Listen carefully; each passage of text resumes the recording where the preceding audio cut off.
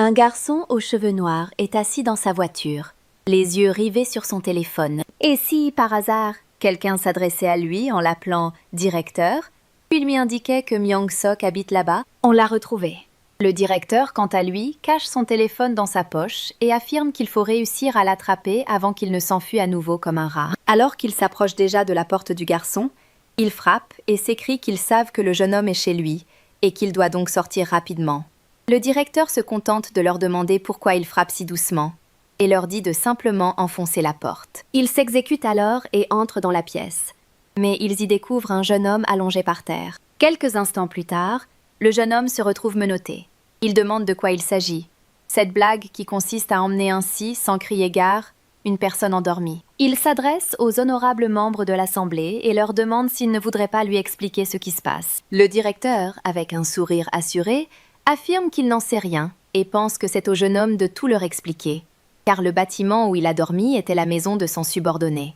Le directeur lui demande donc comment il a bien pu s'y introduire. Le personnage principal affirme que c'est ainsi que les choses se sont passées et qu'il avait simplement l'intention de passer la nuit dans la cave de cet immeuble. Mais en descendant l'escalier, il a vu un homme sortir en courant à toute vitesse, et le jeune homme a tout de suite compris qu'il fuyait quelque chose ou quelqu'un. Pensant qu'il s'agissait d'un criminel, le jeune homme s'est précipité à l'intérieur avant que la porte ne se reflecte et a voulu signaler l'incident aux autorités. Et puis, il s'est avéré qu'il s'était simplement enfui de chez lui et que, se retrouvant sans domicile, il s'était un peu installé dans cette maison pour dormir. Puis, des types bizarres sont arrivés et l'ont attrapé. Le blond lui a alors demandé s'il voulait qu'il le croie. Le jeune homme affirme quant à lui que les choses se sont bien passées ainsi.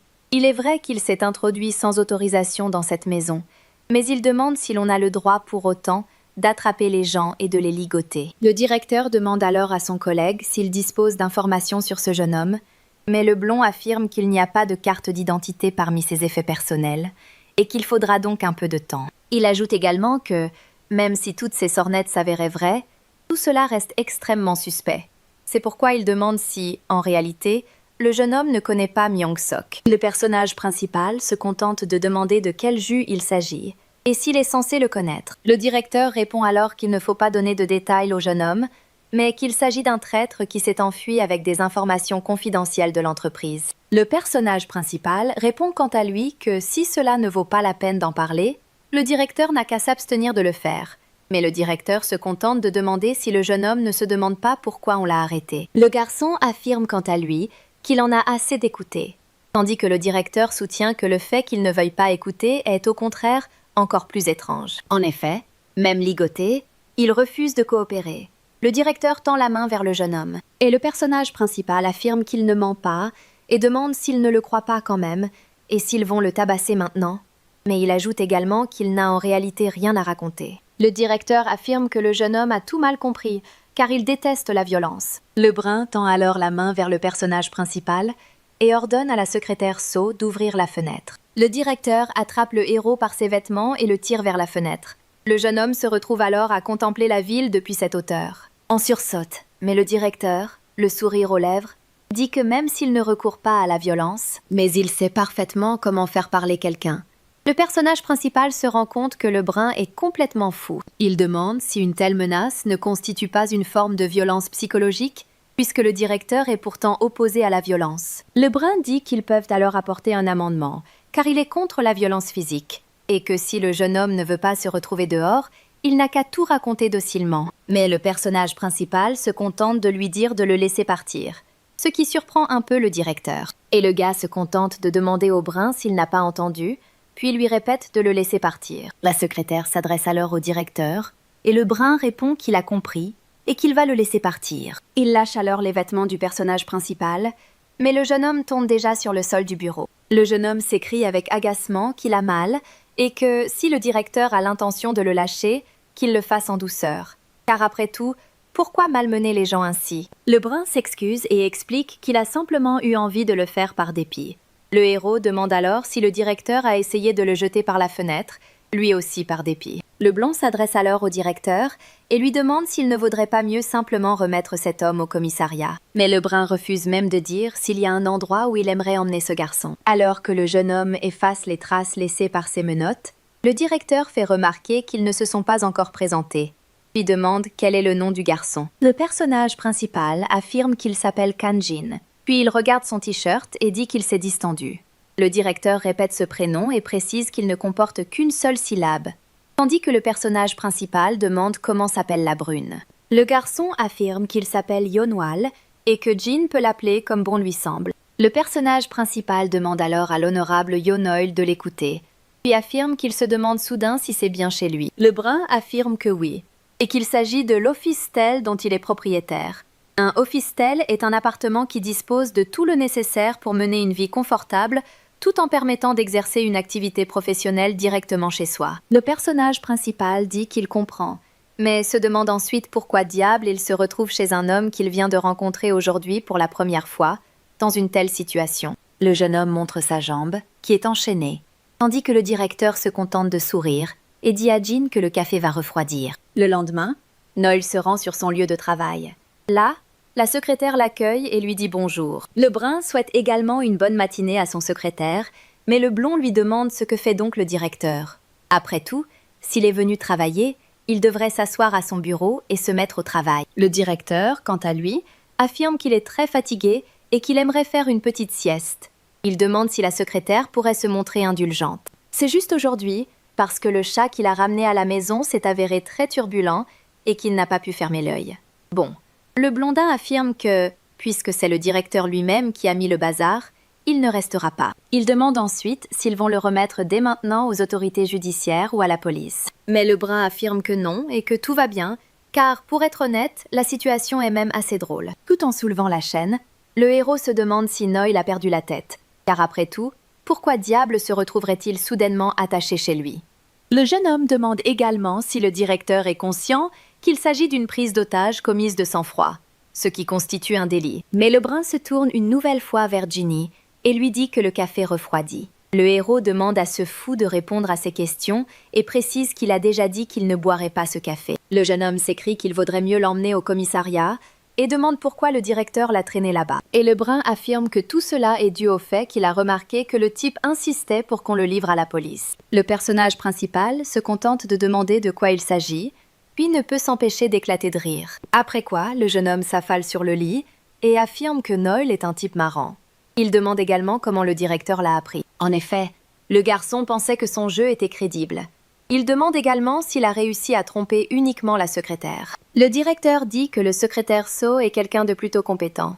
Jin est d'accord. Mais il dit que ce secrétaire n'a pas su faire preuve de bon sens et s'apprêtait à le livrer à la police, si bien que tous ses pouvoirs se sont comme envolés. Le brun affirme quant à lui que, dans ce cas, le jeu de Gina était crédible. Le jeune homme demande alors si Noël, qui l'a démasqué, est donc quelqu'un de spécial, bien que le personnage principal affirme qu'il n'en sait rien, car une personne capable de fouiller quelque part par simple envie peut réduire quelqu'un d'autre en captivité. Le jeune homme ajoute, comme il l'a déjà dit, qu'il ne ment pas et qu'il n'a jamais rencontré ce Oh Myung-sok qu'il recherche. Il a simplement aperçu cet homme qui s'enfuyait et s'est dit qu'il s'était peut-être enfui de la scène du crime. Il s'est alors introduit en cachette à l'intérieur et s'est endormi là-bas parce qu'il est un sans-abri. Le directeur lui demande alors pourquoi il semble si serein à l'idée de se retrouver au poste de police. Mais le jeune homme répond que, comparé à l'antre d'un fou qui jette des gens par la fenêtre, la police semble plus sûre. Mais Noël dit que c'est justement Jin qui avait alors demandé qu'on le laisse partir. Et le gars répond qu'il bluffait bien sûr. Le directeur s'adresse alors à Ginny et lui demande s'il sait que, comparé aux gens qui ne font que mentir, les gens qui ne disent que la vérité sont encore plus effrayants. Le personnage principal se contente de le regarder calmement. Puis, avec un sourire aux lèvres, il demande dans quel sens il entend cela, avant de désigner les fers qui lui entravent la jambe. Et il demande quand le directeur va enfin lui enlever ça, parce que ça lui tape vraiment sur les nerfs. Mais le bras répond que tant que le garçon sera là, il restera enchaîné. Le jeune homme, sous le choc, lui demande de quoi il parle, car il n'a rien fait de mal. Mais le brun affirme qu'il en doute fortement. Jean affirme que les soupçons qui pèsent sur le jeune homme n'ont rien à voir avec lui, et que celui-ci devrait donc être libéré, puisqu'il n'a plus rien à dire. Le directeur, quant à lui, répond qu'il le libérera dès que le jeune homme cessera d'être suspect. Le jeune homme s'écrie « Quand cela arrivera-t-il » Mais soudain, le directeur jette le personnage principal sur le lit, ce qui le surprend. Le brun affirme que c'est simplement Ginny qui l'intéresse. Jean demande de quoi il s'agit donc. Le directeur enlève alors les fers et dit qu'il les enlèvera lorsque Jean sera à ses côtés. Le brun affirme qu'il est déjà tard et demande s'il ne devrait pas aller se coucher, mais il demande également au garçon s'il veut bien aller se laver d'abord. Noël lui dit qu'il va lui préparer des vêtements de rechange, et le héros demande si le directeur a vraiment l'intention de le garder enfermé. Mais on lui répond que oui, après quoi il traite le directeur de fou. Le brun pense quant à lui que, consciemment ou non, les gens ne se comportent généralement pas de manière aussi libre lorsqu'ils sont en captivité. Et le jeune homme lui disait que, tant qu'à faire, le directeur ferait bien de lui donner des vêtements à manches courtes, car il détestait se sentir à l'étroit. Pendant qu'il se lavait le visage, Noël se dit que le garçon allait songer à s'échapper. En effet, le jeune homme feignait l'indifférence parce qu'il avait quelque chose à cacher. Ou bien il n'a peut-être vraiment rien à cacher, et c'est pour cela qu'il reste imperturbable. Il se peut aussi qu'il ne comprenne tout simplement pas ce qui se passe. Le personnage principal demande alors à Noël où il va pouvoir dormir. Le brun pense, quant à lui, que le garçon se comporte de manière si décontractée, même en ce moment, alors qu'en général, les gens ne parviennent pas à s'adresser aussi calmement à quelqu'un qui les a fait prisonniers. Noël dit qu'il n'y a qu'un seul lit dans cette maison, donc Jean peut dormir là-bas avec lui. Le personnage principal demande s'il va dormir avec le directeur, puis lui demande s'il le prend pour un idiot. Mais le brun se contente d'affirmer que le lit est large et que, même à deux, il n'y aura aucun problème. Jean accepte alors et dit qu'il n'a aucune chance de refuser. Le brun lui demande alors si c'est vrai, et lui, il pense qu'il plaisantait à moitié. Mais le génie lui dit de ne surtout pas essayer de passer de son côté, car qu'il s'agisse d'une main ou d'une jambe, il la mordra et la jettera. À présent, le directeur affirme qu'en laissant ce garçon entrer chez les veuves, il peut le surveiller, et que c'est même une bonne chose. Mais les habitudes de ce jeune homme pendant son sommeil sont tout simplement épouvantables. La secrétaire demande alors si c'est pour cette raison que le directeur n'a pas bien dormi. Il affirme toutefois que c'est un problème qu'il doit régler lui-même, tandis que le brun lui demande pourquoi son entourage ne compte que ce genre de personnes. Le jeune homme prend alors sa tablette, sur laquelle s'affiche le flux des caméras de surveillance, et propose d'attendre avant de livrer Gina à la police, car même si le jeune homme s'est comporté hier comme s'il n'était pas impliqué, mais il ne lui fait même s'il reste seul, Jean ne fait rien de suspect. Mais le garçon propose de le surveiller un peu avant de se prononcer, car s'il n'a vraiment rien à voir avec Myung-sok, ils régleront alors la question. Le secrétaire dit qu'il a compris le directeur et que, de son côté, il va essayer une nouvelle fois de se renseigner sur Oh Myung-sok, car il semble tout de même que quelqu'un lui ait divulgué l'information à l'avance. Le directeur dit que c'est une bonne chose et que le secrétaire pourra lui remettre un rapport dès qu'il en saura plus. Le blond dit qu'il reviendra dans l'après-midi pour la réunion. Il laisse ensuite le directeur seul. Le brun sort alors son téléphone et supprime le message qu'il avait envoyé à Oh Myung-sok. Il range son téléphone dans la poche de sa veste. Il comprend que la raison pour laquelle les gens qui disent toujours la vérité sont plus effrayants que ceux qui mentent tout le temps réside dans le fait que, en révélant 50 vérités sur 100, on peut mener l'adversaire par le bout du nez avec les 500 000 autres vérités. Et c'est bien plus redoutable. Le brun observe Jean à travers la caméra de surveillance et dit que Lee Kang-jin lui a déjà tout raconté depuis longtemps. Ce n'est pas un menteur, mais plutôt un simulateur. À ce moment-là, le héros se retrouve dans son lit et pousse un profond soupir. Et quand il regarde ses jambes, il se rend compte que cette fois-ci, c'est sa jambe gauche qui est enchaînée. Il se rend ensuite dans la cuisine et constate qu'une omelette y a été préparée. Le jeune homme sourit et se dit que le directeur a tout prévu pour la personne qui l'a enfermé, et que cela n'a même plus rien de drôle. Il a également remarqué que la maison était littéralement truffée de caméras. 3 se trouvent dans le salon, 2 dans la cuisine, et 1 dans une pièce fermée à clé. Il a également installé 2 caméras dans la salle de bain. Enfin, pour sortir du vestibule, il faut connaître le mot de passe. Le héros pense que c'est Noël. Après tout, il n'a arrêté qu'un type bizarre. Alors il se demande pourquoi toutes ces mesures de précaution sont nécessaires. En plus, il a des fers aux pieds. Mais si c'est une méfiance hors du commun, que c'est-il donc? Le personnage principal sourit et se dit que, quel que soit l'angle sous lequel on regarde les choses, tout prend une tournure plutôt intéressante. Mais puisqu'il s'est faufilé dans l'antre du tigre, il aura du mal à s'en sortir indemne. Mais bon, s'il arrive à lui arracher une canine, on pourra s'en sortir. Peu de temps après, la secrétaire s'approche du directeur et il précise qu'il a observé la situation très attentivement, mais qu'il n'a rien remarqué de particulier. Le garçon s'est levé, a fait les 100 pas dans l'appartement, a mangé, s'est rendormi, puis s'est levé à nouveau, a fouillé dans le réfrigérateur n'a rien mangé et s'est recouché. Le blond affirme que s'il n'avait pas de fer aux pieds, le jeune homme se sentirait comme chez lui et donnerait l'impression d'être tout à fait normal. C'est pourquoi le secrétaire demande si le directeur compte garder ce fainéant chez lui. Le brun affirme quant à lui que le directeur So se révèle naïf et candide. Le blond demande « Dans quel sens ?» Et le directeur répond « Est-ce que le fait qu'une chose soit étrange n'est pas déjà étrange en soi ?» En effet, le jeune homme affirme qu'il n'a rien fait de mal et que, sans connaître toutes les circonstances, il s'est retrouvé enfermé chez un inconnu. De plus, il reste calme dans une telle situation, comme si de rien n'était. C'est pourquoi le brun se demande si cela tient peut-être à son caractère. Ou alors, le garçon s'attendait à ce que les choses se passent exactement comme ça.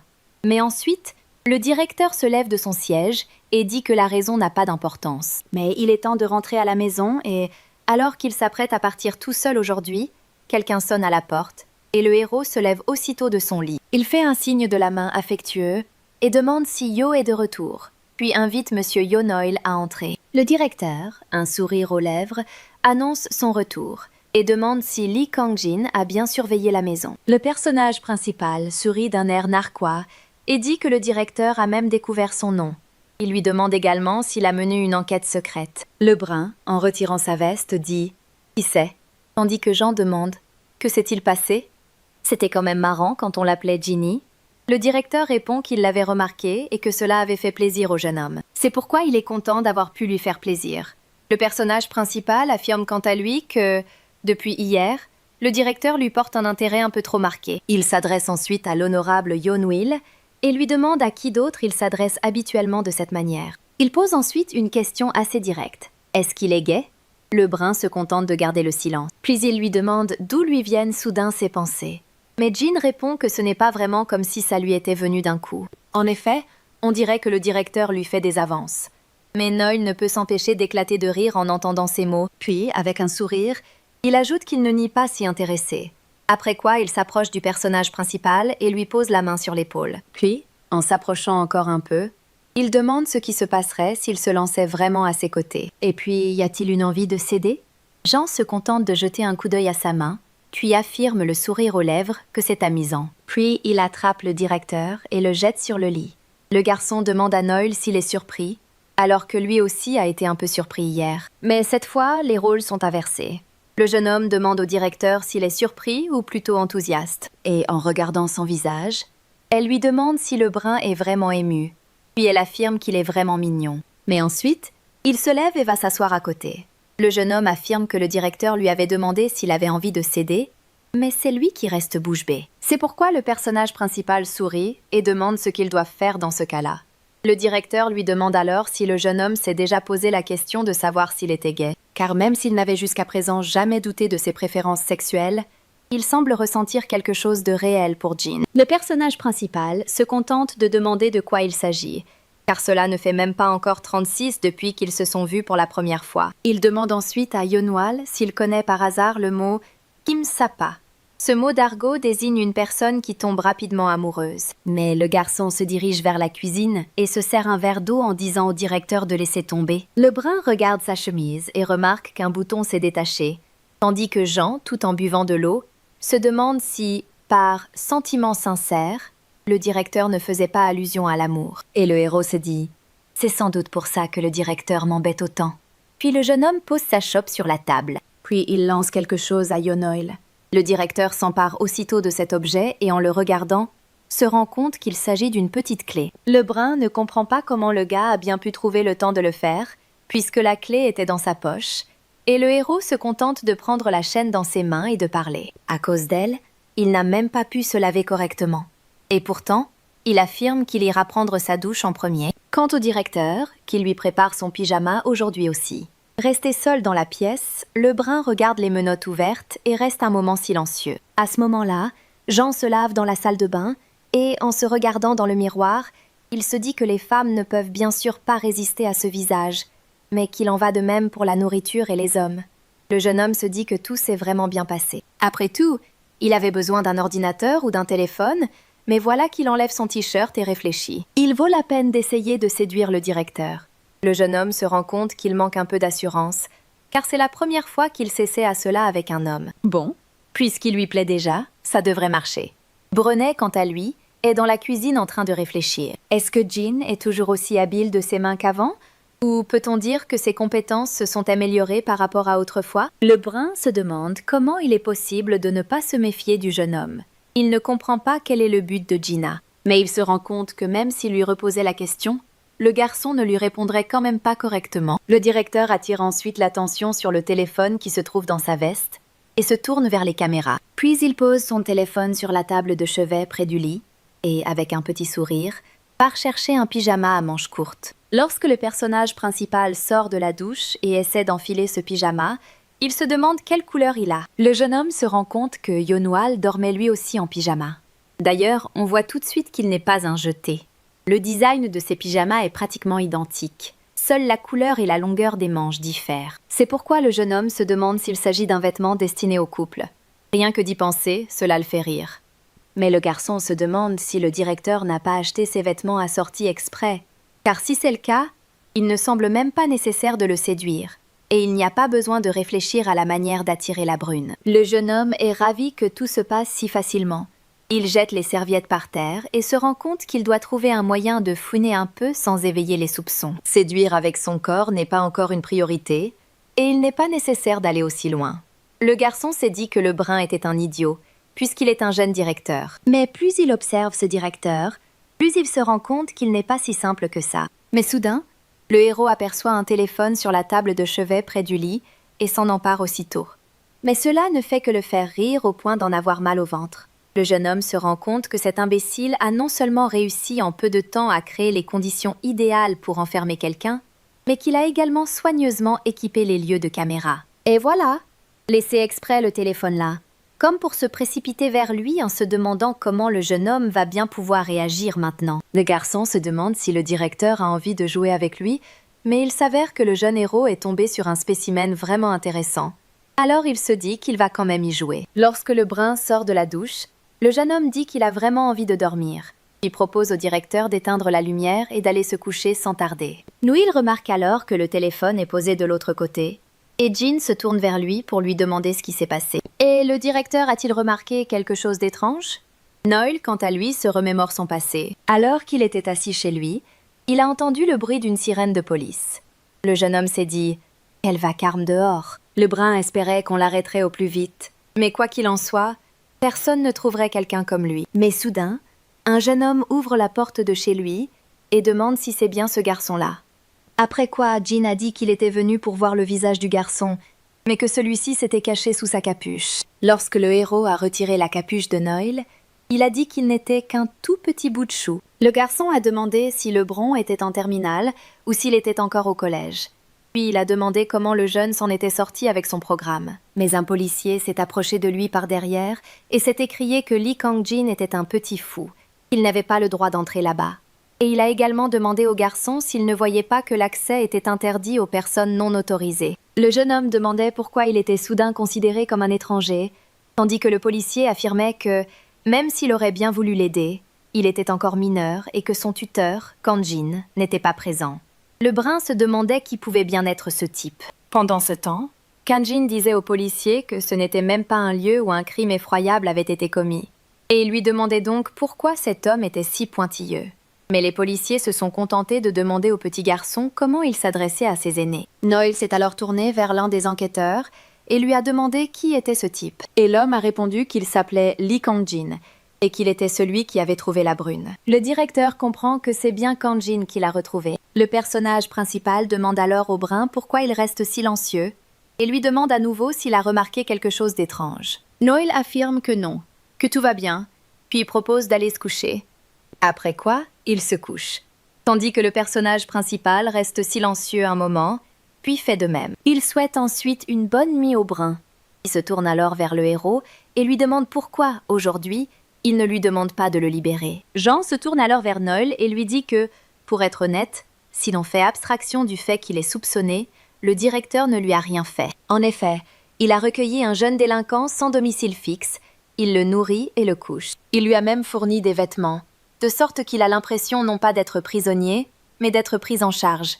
Et c'est effectivement ce qu'il ressent. Le brun se contente de sourire en réponse, et demande au jeune homme s'il ne verrait pas d'inconvénient à vivre avec quelqu'un comme lui. Le personnage principal lui demande ce qu'il veut dire par là, et le brun répond qu'il est peut-être quelqu'un de redoutable. Le jeune homme se contente de rire en réponse et dit que c'est bien sûr vrai, puisque Yonoal est capable de jeter quelqu'un par la fenêtre d'un immeuble de plusieurs étages. Même si le jeune homme bluffait, il a d'abord vraiment cru que le directeur allait le renvoyer, et il a même eu peur.